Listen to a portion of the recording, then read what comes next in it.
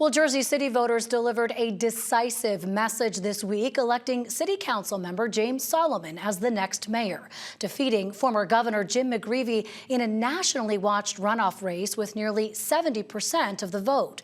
Solomon ran and won on a central promise to make Jersey City more affordable as rent prices climb and a budget shortfall threatens higher taxes. But he also vowed to take on special interests and the political machine, all while standing up to the federal government. So how will he do it? Joining me now is Jersey City's mayor-elect, James Solomon. James, mayor-elect, congratulations to you, first of all. A landslide victory, which you called a progressive win. What does that mean to you and to the voters who duly elected you? Brianna, thank you for having me, and obviously thank you to everyone in Jersey City for their votes and support. For me, what it means is first and foremost a focus on affordability. We must deliver a city government that is serving the interests of working people, that is actively working every day to make life in Jersey City more affordable, not to allow billionaires, corporations, and real estate developers to profit. So for me, that is number one. The most important thing is to deliver a more affordable city for everyone. But I also was clear about my progressive values. Didn't shy away from talking about the need for us to stand up to the sort of wannabe authoritarian in Washington, D.C. And, I don't think anyone running for office should be shy from who they are and what they believe. And I was very vocal about that and was obviously very proud to win nearly 70% of the vote here in Jersey City. This contest, I don't have to tell you, was viewed really as a race between the powerful Hudson County Democratic machine, which had initially backed your opponent, former Governor McGreevey, but dropped its support during the runoff. And then the progressive base, which you represent, the city council also elected two Democratic socialists now to serve on that. What do you think this signals about the broader landscape happening in Jersey City now?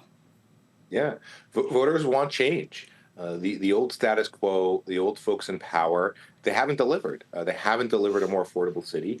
If you lived in Jersey City, your property taxes have gone up, your rent's gone up, and your city services have declined. That's not a great place to be.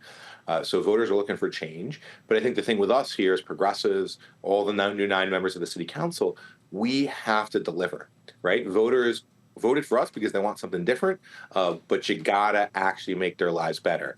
I was comparing it to Donald Trump, right? He ran on a promise of lowering prices, but then his core policy proposal, tariffs, made prices higher.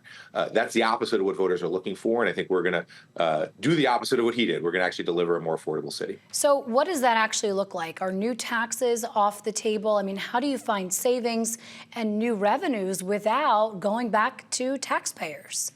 Yeah. So first, we are going to make developers and corporations pay their fair share. We're going to audit every tax break that's been given out to every big developer in Jersey City. We're going to audit billion-dollar corporations that aren't paying what they owe, literally not a new tax, just paying what their tax bill says. We have a payroll tax here in Jersey City. But we are also going to make tough decisions. We understand that increases in property taxes are driving families out of Jersey City. I've made a promise to stabilize that. We're going to be talking to the governor-elect and others on how we can ensure we have stable, more affordable Jersey City. Obviously, it's great that Governor-elect Sherrill ran on a promise of affordability, so I think we're going to be aligned in delivering on that for people in Jersey City. It's interesting, right? Because Mayor Fulop has touted the development that's really reshaped the city as a boon, both as a housing boon, but also as an economic boon, jobs, et cetera. And in your plan to take on those very developers, how do you sort of play nice with them? Because it is happening. A lot of this construction is already in the works or has been done. How do you play nice with them while also carrying out these audits and coming to them to, as you say, pay their fair share? Yeah. What we're going to say to these developers is you've got to build for the whole community. So we're not against you building, but when you build, you must build genuinely affordable. You must include apartments that working folks can afford. Rents at $1,000 a month, rents at $1,500 a month, rents at $2,000 a month. And those rents, yes, are subsidized by the higher luxury rates that are being charged. Now, I think most developers are going to keep building. They follow the rules. They understand that, the government sets the guidelines, you make them clear and consistent, and then you go from there. What I think is going to change is some of the developers that operate outside the law, that cut corners, that think they can get away with whatever they want. Those guys are going to find a much tougher city administration to work under. And I think they're going to have to change their business model or they're not going to keep building in Jersey City. So I think we can work with the guys who understand that their job is to build for everybody and create some change for those who only build for themselves. What about for working with members of the city council who may not be on board with some of these ideas or some of the more progressive ideals that you embrace? You yourself were at odds with Mayor Fulop quite a bit during your time on the council. How do you make that relationship work in order to carry out these plans? So I think what I'm proud of is being able to work with anybody. I don't care, Republican, Democratic, Socialist, moderate, centrist. We're going to work together. And I think we're going to find what our shared values are, what our shared ideas are, and advance those. And that is the job of any executive, any leader. And look, Mayor Fulop and I had our fights, but we also worked together on things. And I think that's going to be my approach as mayor is find those areas of common agreement, because that's what people of Jersey City demand, right? They didn't vote for us for whatever, they didn't vote for us to get engaged in any kind of ego-driven personal feuds. They voted for us to make their lives better. And that involves working with everybody, anybody, no matter what their ideology. Have you heard from him, by the way, from Mayor Fulop? Yeah. Has he reached out to you? Absolutely. Mayor gave me a gracious phone call, offered all his help on the transition, and I'm very grateful for that. Any advice that he gave you that you can share with us that you plan to heed as you prepare to take office?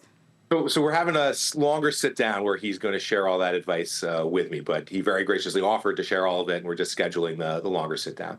I want to just ask you about these two new city council members, the Democratic Socialists, which, at least from what we know of, are the first Democratic Socialists elected to office in New Jersey, potentially ever. What type of form do you think that will take when you all come together to talk about these policies?